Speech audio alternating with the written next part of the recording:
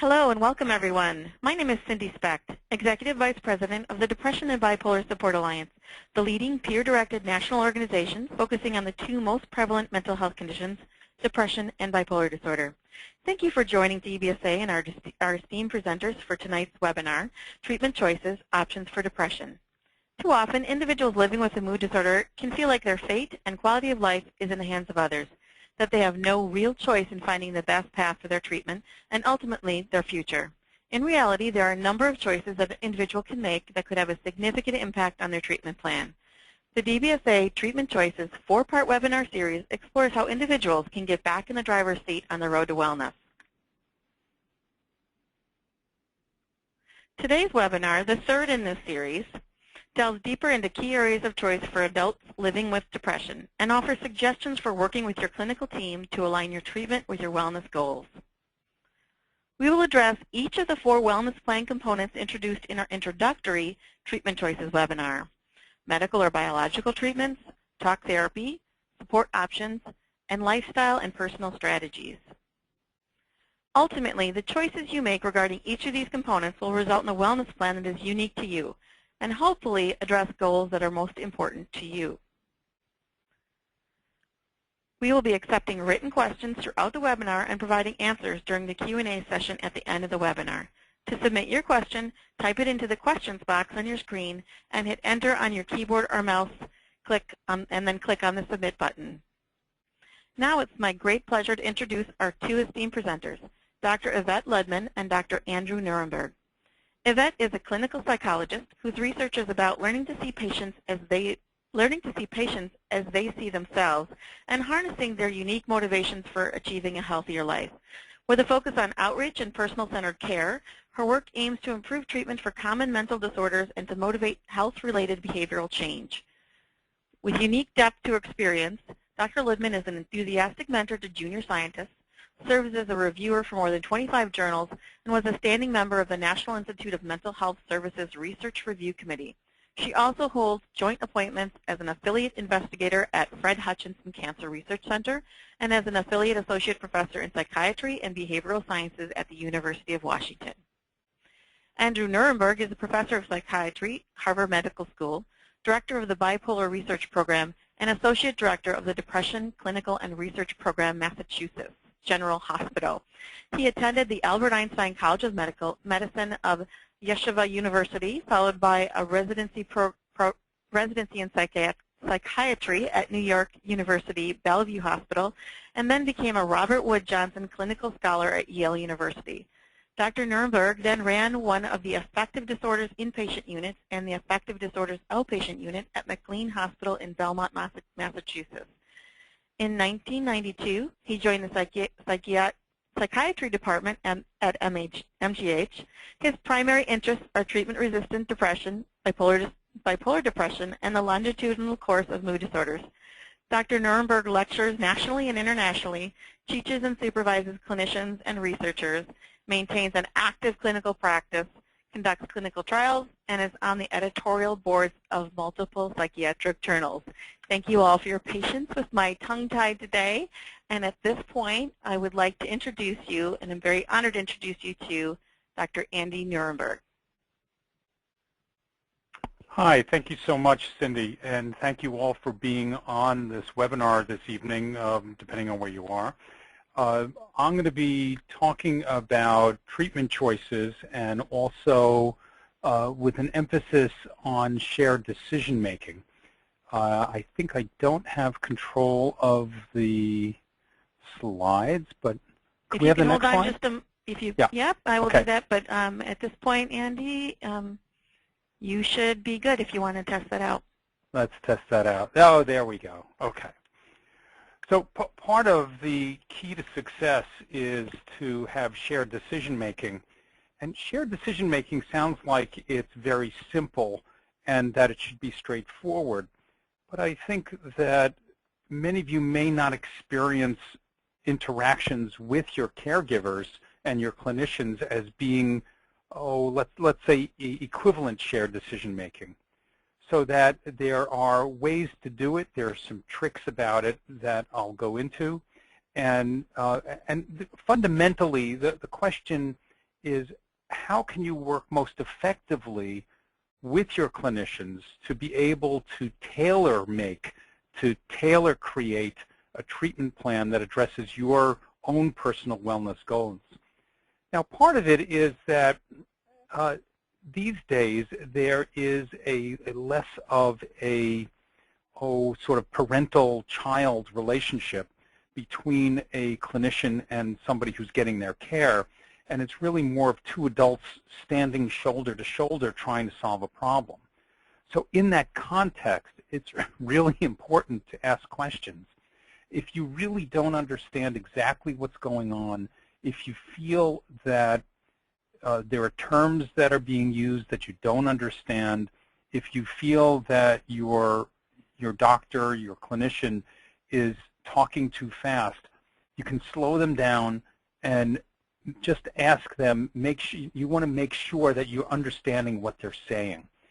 And now that can be particularly difficult if you're not feeling well, but that's why it can be helpful to have somebody with you to also ask those questions. The other trick may be, if you have questions, is certainly bring them in written so you don't forget them in the heat of the moment. Now, when you're asking the questions, you want to make sure that you understand both the benefits, risks, and alternatives of treatment. With the benefits of treatment, you want to know realistically how well something can work, when it might work, what you can expect, what the range is of the time that it might work, and other things. And if somebody doesn't know, that's okay also. You can both look it up together, because not everybody's going to know absolutely everything. With the risks, you also have to be sensitive to your own sense of what is a risk that is acceptable to you and what is a risk that is not acceptable to you. Now, when you're feeling really badly, if you're really depressed, then you may be willing to accept certain risks in the hope that you would feel better and that the treatment would work. As you feel better, your perception of those risks may actually change. But the main thing is to be able to communicate with your clinician what risks you're willing to take and what you're not willing to take.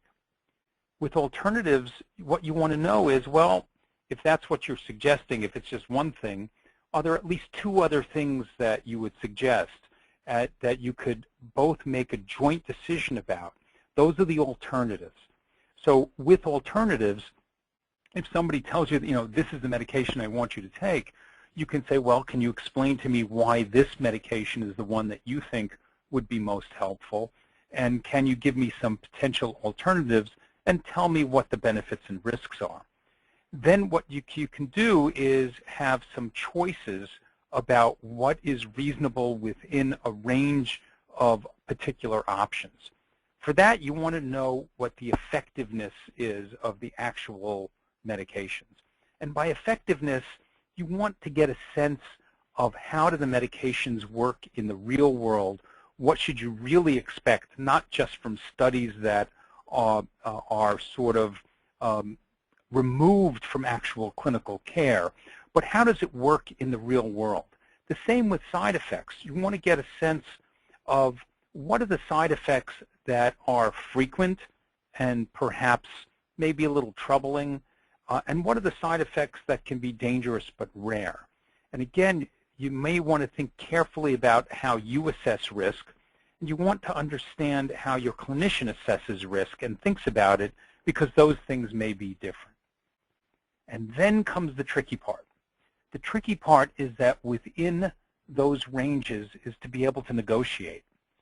Now, something that you may not be aware of is that most clinicians are not trained to how to negotiate. They negotiate all the time, but most people really don't know how to do it. And many of you may also not have particular skills in doing it. But there is a classic book by Urey and Fisher from the Harvard Negotiation Project called Getting to Yes.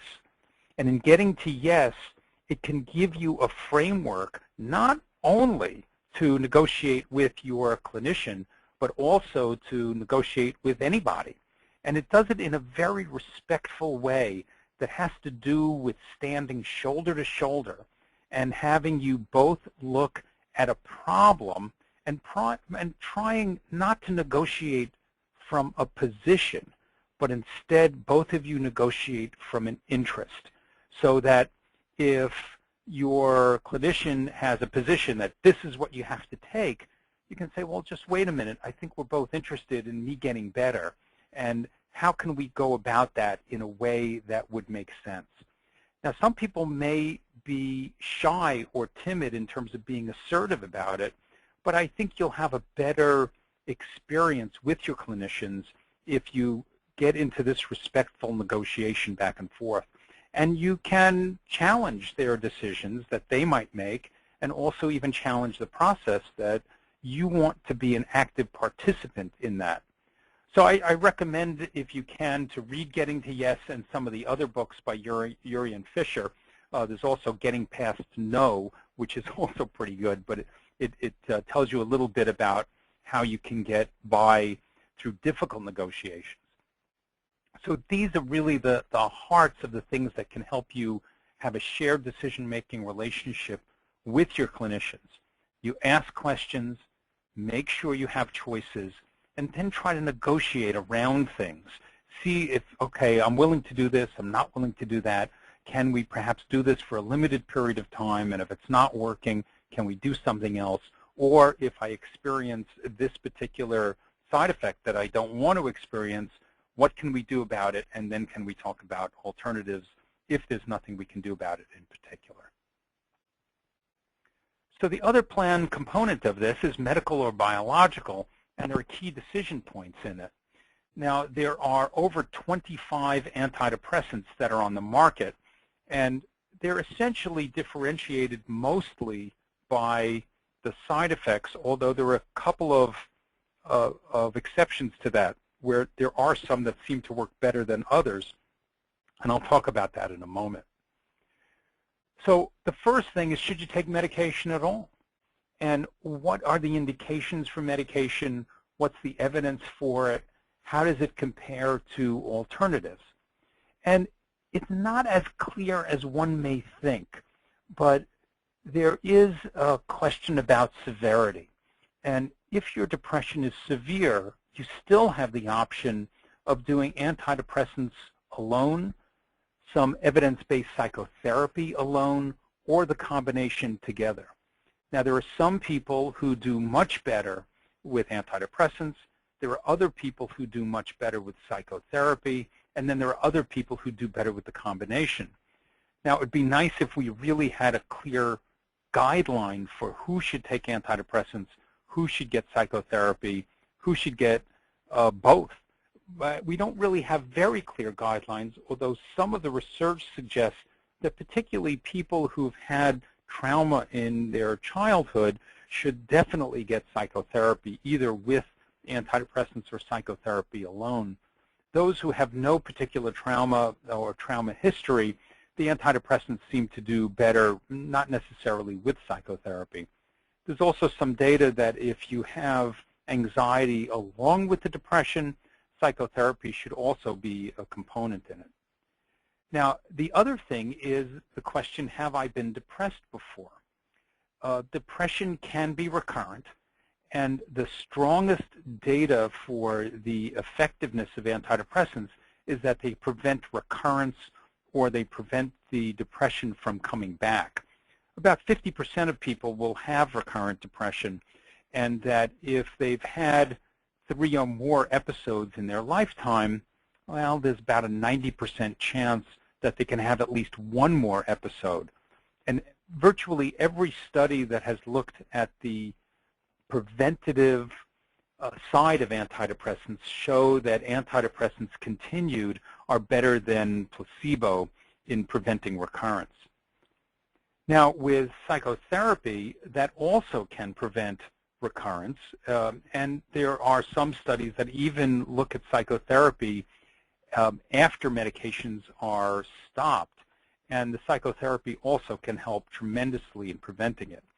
But again, there's just some people who need the antidepressants, other people need psychotherapy, and you have to sort of figure this out empirically. The other question is, have you tried psychotherapy? And you have to ask if you've actually received evidence-based psychotherapy, and that would be typically cognitive behavioral therapy or interpersonal therapy, and even something called well-being therapy. These things can really help a lot, and potentially more so than unstructured psychotherapy. Then if you have the antidepressants with the psychotherapy or not, you just have to figure out really in a more of a tailored way what helps and what doesn't. It would be really nice if we knew beforehand and if we could really predict who should get what, and we're just not there yet. There's a lot of research that's being done on either biomarkers or biological things that might be able to predict who does better with one or the other. And there are other studies that try to look at clinical characteristics. And I wish we were in a better place with that. But currently, it's really not something that you can guide treatment with. So you have to do it empirically, and it has to be tailored. The next thing is, how do you decide the right medication? Well, sometimes when I teach other doctors and they ask me what's a first-line antidepressant, I tell them that it's any antidepressant that people will actually take. And what I mean by that is that it has to have acceptable side effects. So in terms of efficacy, most of the antidepressants are similar, at least in the studies. And you can expect about 6 out of 10 people will respond and get reasonably better within a reasonable time frame. And sometimes that's anywhere from starting to feel better within the first few weeks.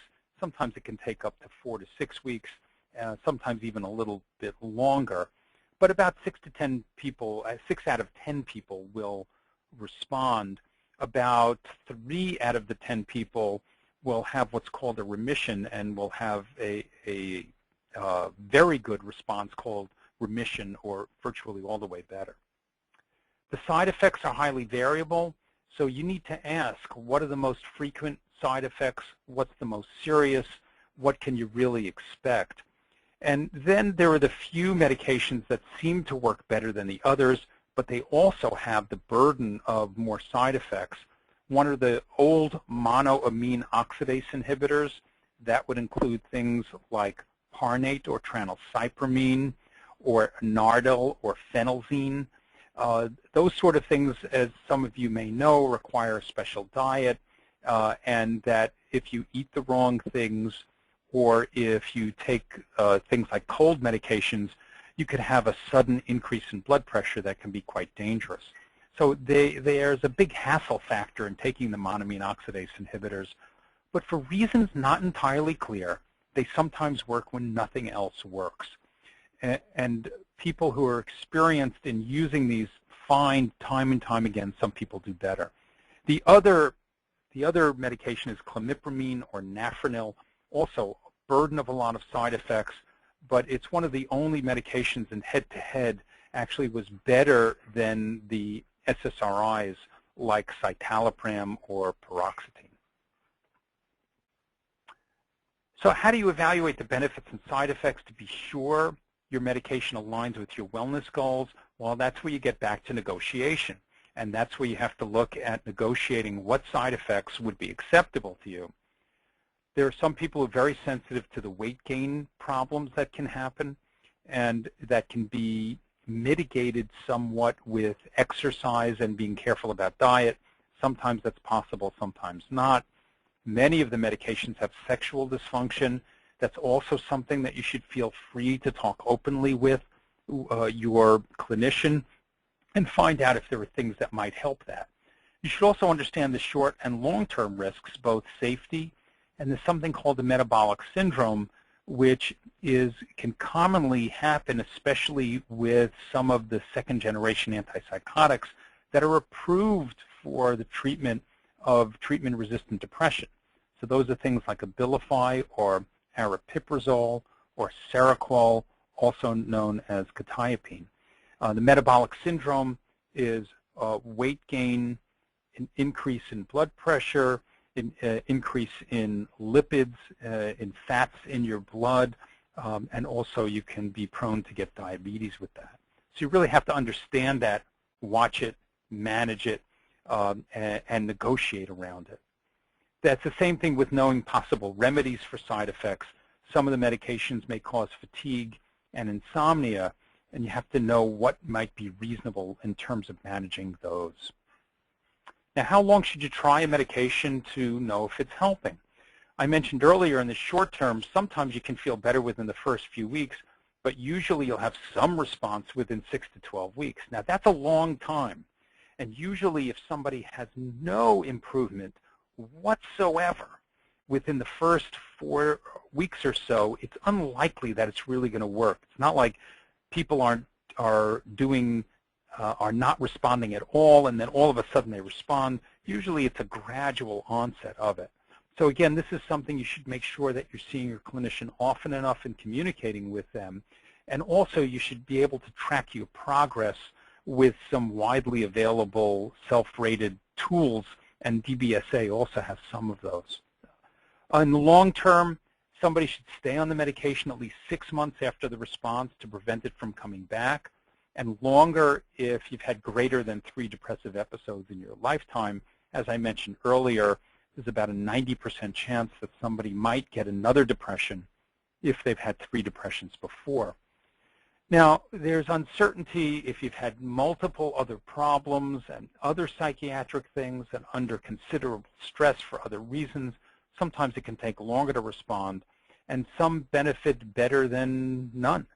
So some benefit can be better than none. So it's a matter of your own personal history and what sort of relief that you're actually able to do. None of our medications are perfect. None of the treatments are perfect. That's why we need more research. So which technological alternative treatments might be most effective? Well, we're in a new era of neurotherapeutics, as it's called. These are basically devices that seem to all have in common of applying energy to the brain, and we're starting to understand what that does. There's repetitive transcranial magnetic stimulation. There's vagus nerve stimulation. Electroconvulsive therapy, which is over 60 years old, is still around because it works frequently when nothing else does. And there's also even deep brain stimulation. There is limited evidence for alternative herbal-like treatments, so the St. John's wort and also omega-3 fatty acids. There's some evidence for St. John's wort. There are a lot of studies that have had a hard time showing that it works any better than placebo. And there's a mixed literature on omega-3 fatty acids also.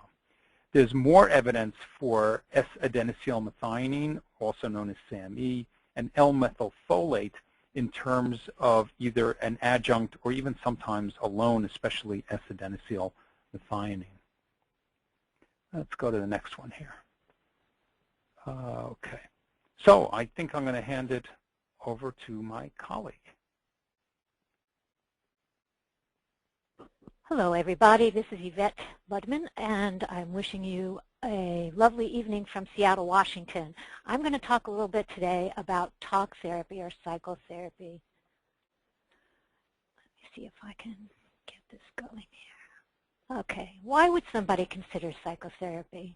Well, luckily we now have decades of evidence that psychotherapy is a very effective treatment for depression. And as you heard from Dr. Nierenberg, it is effective either on its own or in combination with medication. Sometimes people might want to consider psychotherapy when they have already tried something like a medication or an alternative treatment and it wasn't quite effective enough, and it would be helpful to change modalities and try talk therapy. I like to think of psychotherapy as probably the ultimate personalized medicine. Psychotherapy is a whole person, very individualized approach.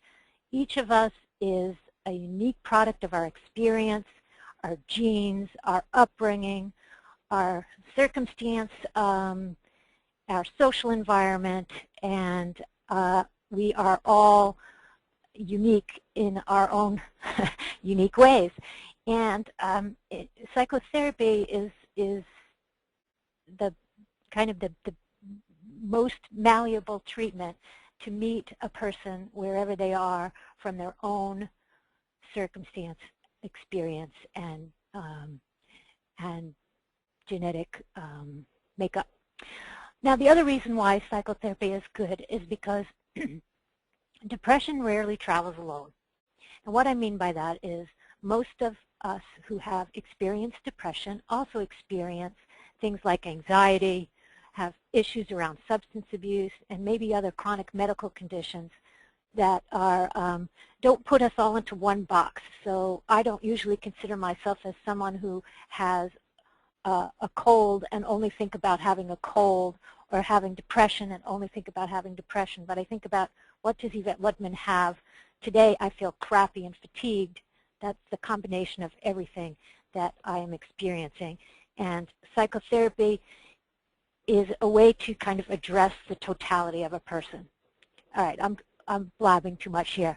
The other thing about psychotherapy, as Dr. Nierenberg said earlier, is that it not only can help you feel better from depression, but many forms of psychotherapy can help you stay well by teaching you skills and techniques and new ways of acting in the world, so that depression is less likely to come back and affect you.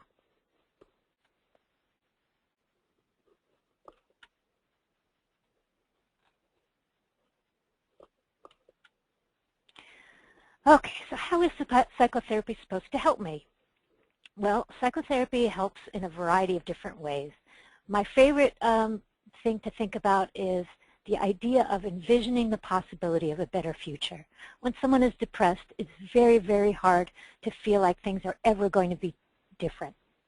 And one of the things that psychotherapy can be incredibly helpful with is helping someone feel more hopeful and envisioning something different for themselves. Psychotherapy helps people gain new skills and very much gain confidence and self-efficacy in handling life's difficulties and frustrations. We all are going to have problems and difficulties in our life, and it's how we deal with them that will help us get through.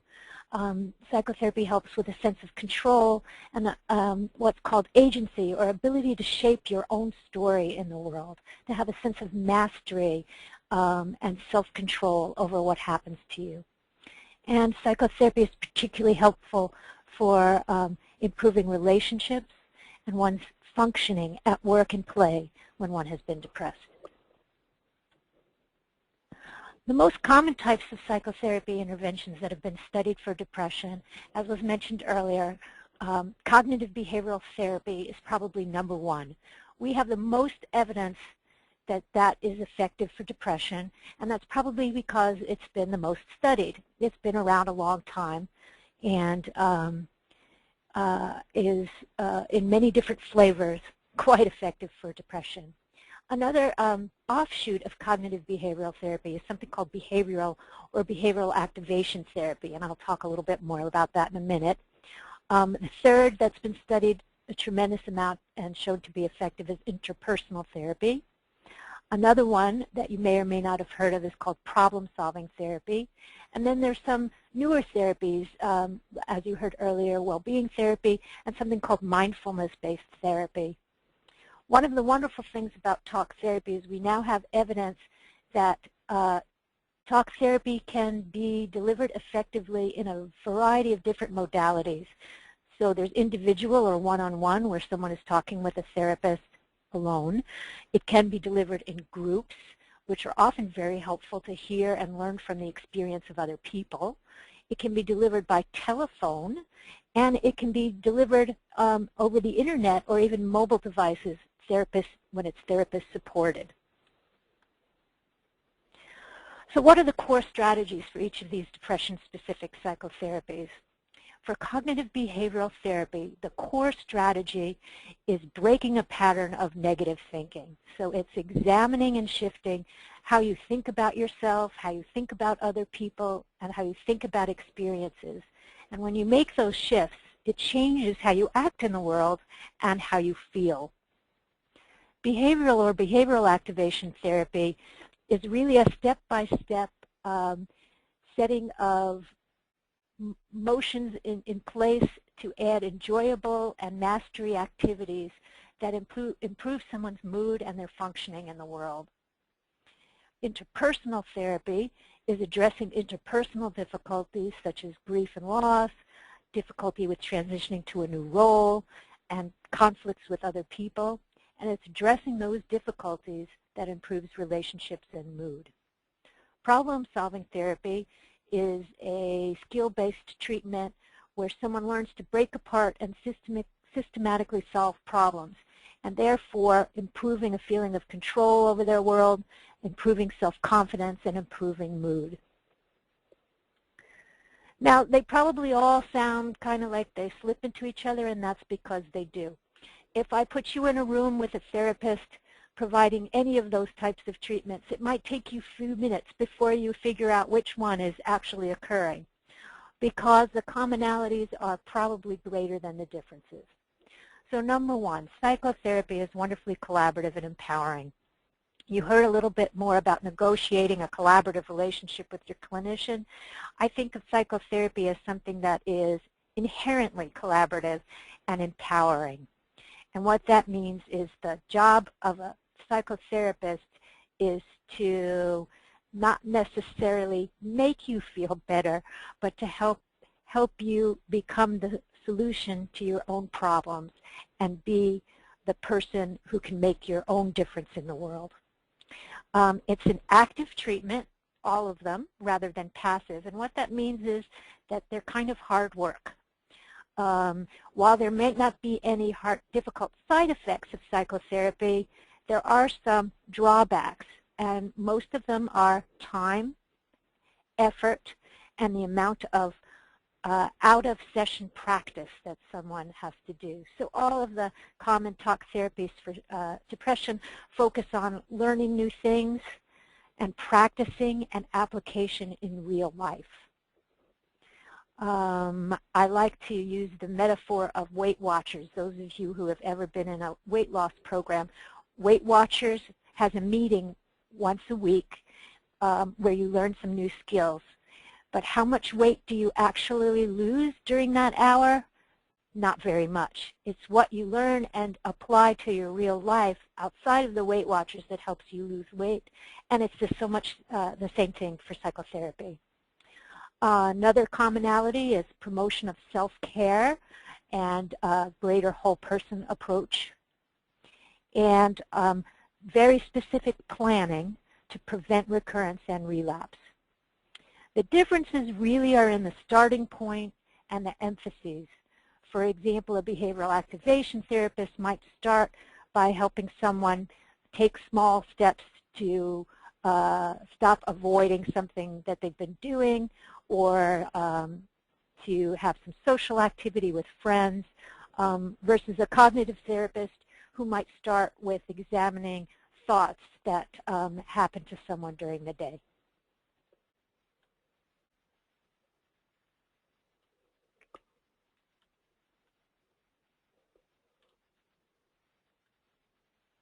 Having a little trouble here. Okay, there we go.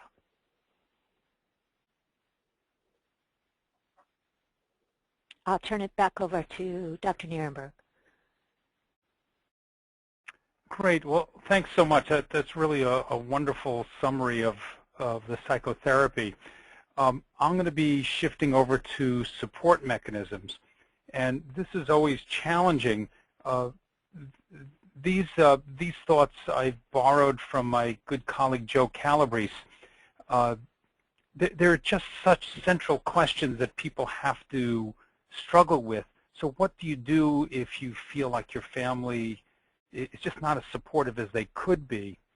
And in a sense, when there are misconceptions and families don't understand your illness, they sometimes just won't know how to be supportive. So sometimes education can help, and you help your family learn about this. Now, DBSA has some wonderful resources that can help people start to learn about what depression is. And if really the depression is also very difficult to treat and has not been responsive to treatment or is treatment refractory, I always invite loved ones to come into sessions with me if that's acceptable to the person I'm trying to help. And I would say 99% of the time it is. So people can really learn at the same time and be on the same page. The other thing is that this is also a little tricky to think about how your family may be experiencing your own symptoms. Now, it's tricky because you didn't ask for this, and your family didn't ask for it. But if you dwell too much on how it might be affecting your family, there's always a risk you might feel guilty about that. And it's so essential and so important that it's not your fault. So really just looking at it as this is the way it is, and then you might understand that with depression in particular, that you didn't put this on yourself, that didn't happen. See if I can get to the next slide there. And then there's the whole issue of how do you have your family involved in a way that's supportive and helpful. And here's where meeting with your family periodically can help because it can clear up a lot of misunderstandings. You don't want somebody to think that all you have to do is pull yourself up by your bootstraps and get on with your life. Because I said earlier, nobody asks for this, and nobody wants it. It just happens like anything that happens to us in terms of our bodies, illness, time, aging. This just happens. And with a lot of these, particularly depression and mood disorders, a lot of times they do happen. It doesn't mean that you can't do anything about it. And as I think you heard earlier with psychotherapy, that you can do something about it, but it's not your fault. That's the main thing. So you didn't inflict it on yourself at all. So how do you build yourself a support network? Well, obviously, for those of you who are listening, at least you've heard of DBSA and have some attachment to it, I hope, because it can be extraordinarily helpful. Those of us who have partnered with DBSA to do all sorts of things find that it can be extraordinarily supportive, both with the online sort of things that people have and the face-to-face type of things. There's also support for families. The National Alliance for Mental Illness also has a lot of support for significant others and has chapters all over the place. Although there is somewhat of a greater emphasis on psychotic symptoms, schizophrenia, there are still many, many people in the National Alliance for Mental Illness who also have mood disorders. NIMH, the National Institute of Mental Health, is a very good website. They have a lot of information. And also, I think that it is essential to use your spiritual organizations that you might be connected to. There was even an article in the New York Times just last week on how ministries are starting to understand how important it is to address mood disorders and depression in particular. So what's the benefit of peer support groups? Again, DBSA, I think, is really at the forefront of this. It can make you feel like you're not alone. It's not just you. And also it can build your confidence and self-esteem, especially when you actually can be helpful to other people. And it can help you develop another support system that can be helpful. And I would look for local DBSA peer support groups that can be listed on the website. I think the next component is you, Yvonne, right? Me.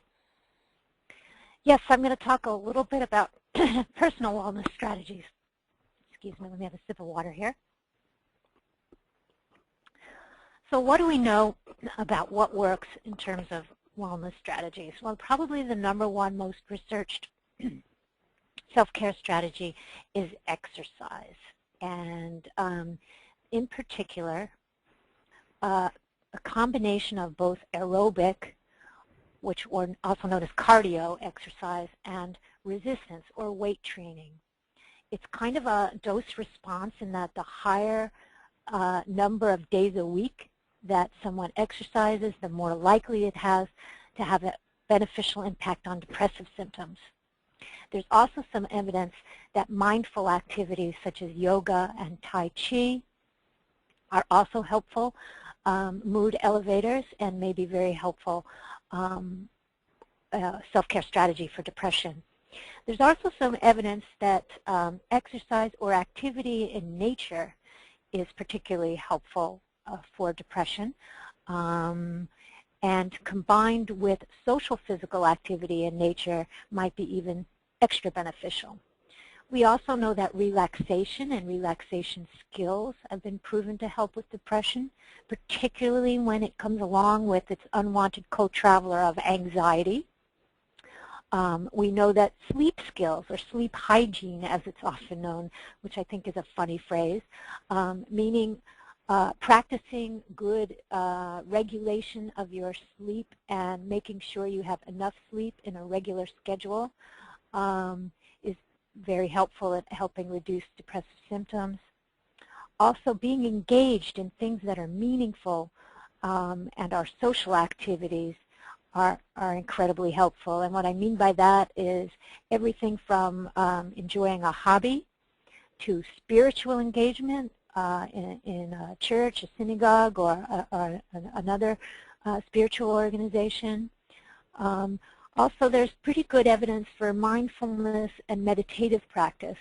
As I mentioned earlier, there's a newer psychotherapy called mindfulness-based psychotherapy for depression and depression relapse prevention that are very related to sort of Eastern practices of meditation and mindfulness. The wonderful thing is that mindfulness is very popular these days and is very, very available. In some communities, training in meditation and mindfulness is actually more available than psychotherapy. I added the PETS strategy on the list because it's my favorite one, not because the evidence is particularly strong, although most of us have some anecdotal evidence of people we know who have had pets that have been incredibly helpful at helping people retain a healthy lifestyle, improve their mood and functioning. I mean, it's very hard when you're taking care of somebody else, even if it's a pet, to not feel less depressed. And then finally, on the list of all the things to do, there's one to don't do, and that's avoiding substances. As most of you know, most street drugs, drugs that are prescribed but used used not for prescribed purposes, and alcohol and are things that actually exacerbate or make depressive symptoms worse rather than helpful. And although they may be short-term coping strategies, in the long run typically bite someone in the butt and can make depression over the long term much worse.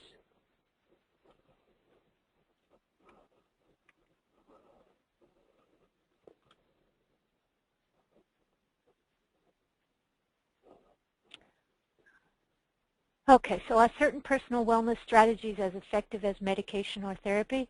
Well, for most people, personal wellness strategies are helpful additions to medication or therapy.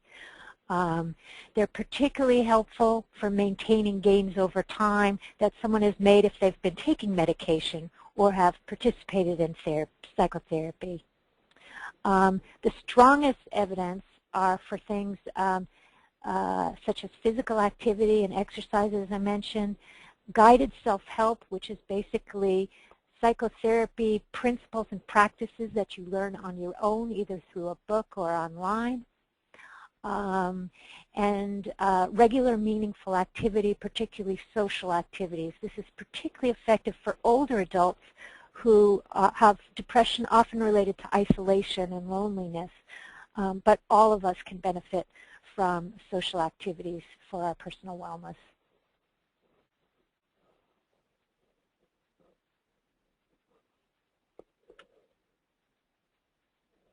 I think that's my last slide.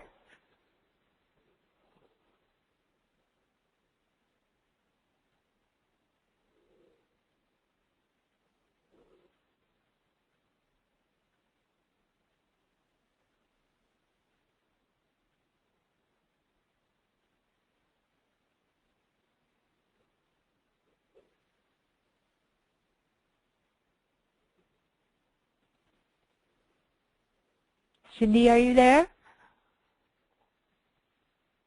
Oh, I apologize. I'm taking myself off mute. I just went and did a thank you to both you and Dr. Nierenberg. Thanks for giving me the heads up on that. And I just wanted to thank everyone listening. I want to thank you guys for going through the plan components. We'll get to the Q&A in just a moment. But as you can see, there are a lot of choices to be made. And as everyone is unique and have different circumstances, it's important to negotiate, as both Dr. Ludman and Dr. Nierenberg mentioned, in terms of with your clinical team to determine which and how much of each of these plan components will be part of your own treatment. So before we move to the Q&A, I want to cover very briefly a couple of quick logistical source items in case people need to leave early. I wanted to remind everybody that resources are available at dbsalliance.org, either from DBSA or if you do the shortcut to /resources from additional resources from others as well. Archive version of the webinar and the PowerPoint slides will be available. PowerPoint is available currently, and the archive will be available in the next week. So by mid-next week, the archive version of this webinar will be available at dbsalliance.org/webinars. And we're hoping that you will provide us some feedback on the survey that will be emailed to you shortly so we can continue to improve our webinars. I'm very grateful and thankful for the time and expertise provided by our esteemed presenters, Dr. Andrew Nierenberg and Dr. Yvette Ludman. I'd also like to thank Actavis and Forrest for their generous support for the production of this webinar. I'd like to thank all of our listeners, our peers and partners, for joining us. We hope you found the webinar informative and that you'll take the time to give us some feedback in the survey link that will be emailed to you. And if you would like to stay in tune with future webinars, there will be one final Treatment Choices webinar that will be happening on December 17th. It will be a little bit more pragmatic in terms of the fact that it will be talking about tools for success. So we talked about all these choices that are available to us, and we'll be reviewing then some of the tools that are available in the broader context to help us as we navigate each of those treatment components. If you're looking for additional information on future webinars, you also can sign up for our email monthly newsletter at dbsalliance.org/join. So at this point, if you haven't already done so, I would encourage everyone to please enter any questions you may have in the chat box or the question box on your screen. Right now I'm going to unmute everyone, and I am going to read off a couple of questions for our presenters. So the first question that was posed to us is, this person shares that they they were diagnosed last year with bipolar depression 2, but their current psychiatrist is not sure whether their depression is unipolar or bipolar, and he doesn't seem concerned about a precise diagnosis. Is obtaining an accurate diagnosis of either unipolar depression or bipolar depression a critical factor for effective depression treatment, short or long term? Well, if I can take that one, Yvette, it is pretty important if you have bipolar depression versus unipolar depression, because there are some medications that can help bipolar depression that don't necessarily help unipolar depression, and there are some medications that can help unipolar depression that can make bipolar depression a little worse. So it can be helpful to even go in with a checklist that you can get offline, online, of what sort of things would make a diagnosis of bipolar depression versus unipolar depression. And just one last point is that the difference is basically a history of mania or hypomania, and sometimes that can be difficult to really know. So it's helpful to think back and also ask your loved ones if they've ever witnessed you having a manic or hypomanic episode, and that can help make the diagnosis. Yvette, did you want to add anything? No, I think that was a great answer. Great. Well, there's a question out here for you. Someone's asking if dialectical behavior therapy is helpful for depression. It can be. It is particularly effective for what's called parasuicidal behaviors, particularly for folks who have emotional dysregulation or a hard time really regulating very, very strong emotions. DBT skills are very much in line with some of the skills that are trained in the various psychotherapies that I outlined very briefly before. And so again, you would see probably more commonalities than differences. And for many people, DBT can be effective. It's quite the time commitment. DBT, or dialectical behavior therapy, usually consists of a group-based skills training program and one-on-one psychotherapy, and people are asked to commit for a certain time period in advance. Okay. Dr. Nierenberg, someone is asking if you could share some thoughts on vagus nerve stimulation. Yeah, so vagus nerve stimulation is something that can work over the long run. Now, the data on it are limited, but the few studies that have been done basically really strongly suggest that people can do better if they've had treatment-resistant depression with vagus nerve stimulation as opposed to not getting it. The problem is that the studies were somewhat flawed in that they didn't really do a direct comparison, but they did sort of an indirect comparison. Now, some people really benefit tremendously from it, and some people don't. But it's still available in many places, and you have to look into it. Dr. Ludman, we have a person that, or actually either, that is interested in understanding your perspective on what you would tell a person of color or suggest to them about treatment choices when there's a different cultural identity involved and therefore vastly different experiences from those that are not of color. So how do you address the cultural differences that impact treatment? I think it's really, really, really important to talk about those, to put those on the table right up front. I may talk to someone and I say, I may not have had the same experience, I don't share the same background as you. Tell me a little bit more about how I can be helpful to you, knowing that we don't share that background. What is it helpful for me to understand about you?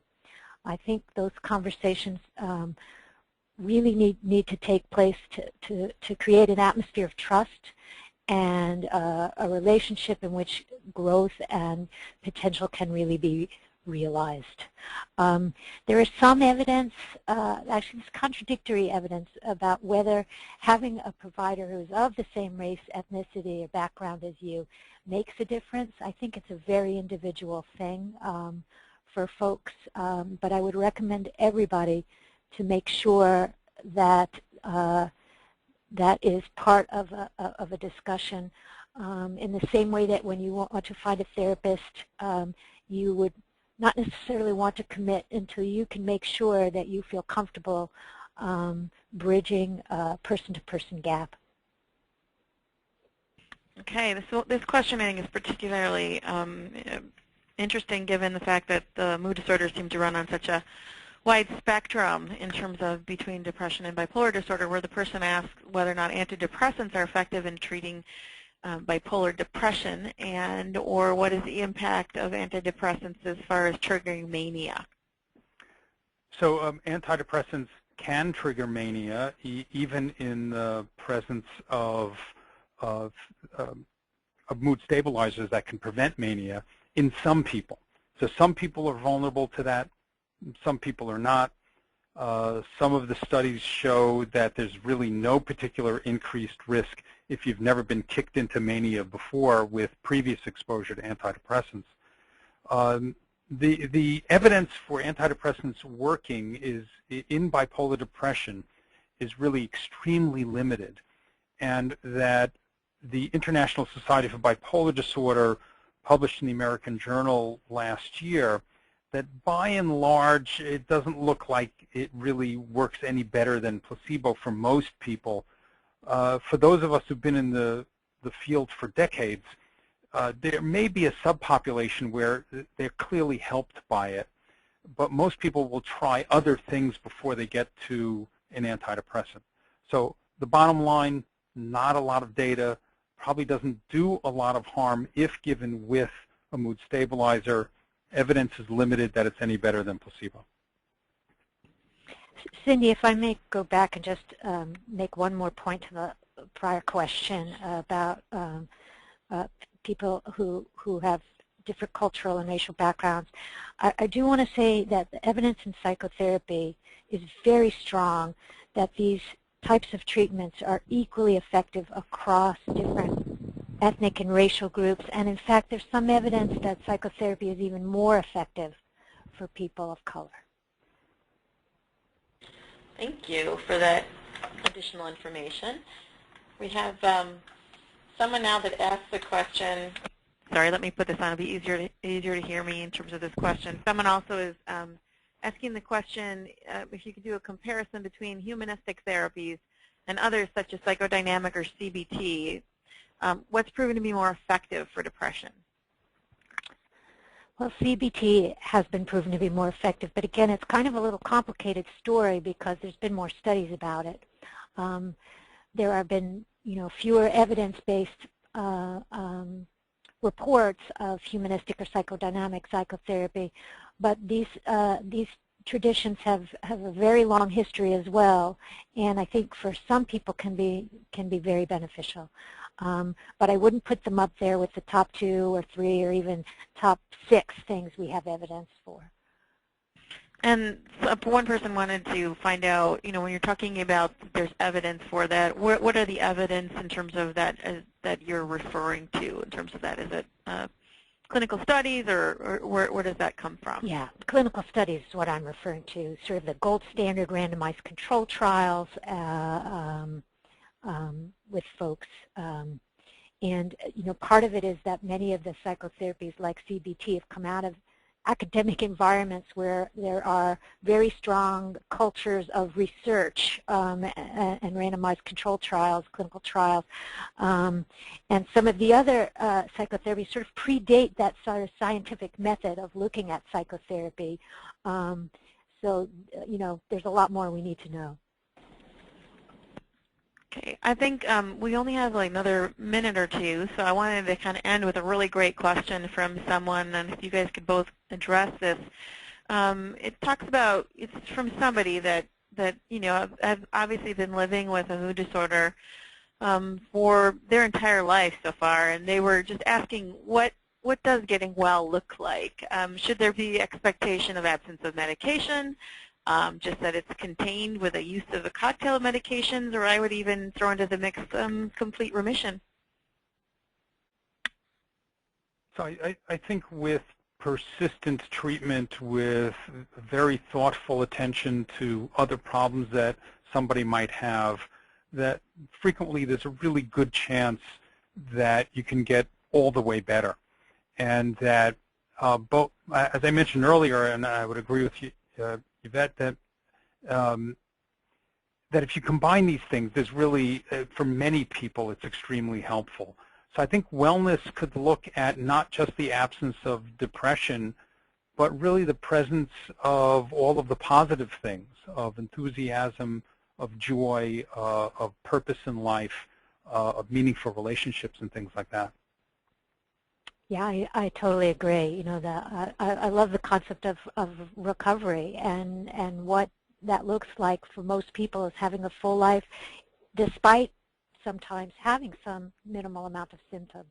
So first, there's no reason to believe someone could not achieve full recovery in both the senses of that word. Well, that is an amazing way to end this webinar. I want to thank our presenters, Dr. Nierenberg and Lidman, our webinar sponsor, Actavis Forest, and our audience for your support and your participation in DBSA's Treatment Choices webinar series. Again, there is one final Treatment Choices webinar on December 17th, and wanted to also let you know if there's for more information about this or future DBSA webinars, just visit dbsalliance.org/webinars. So thank you all and have a great night.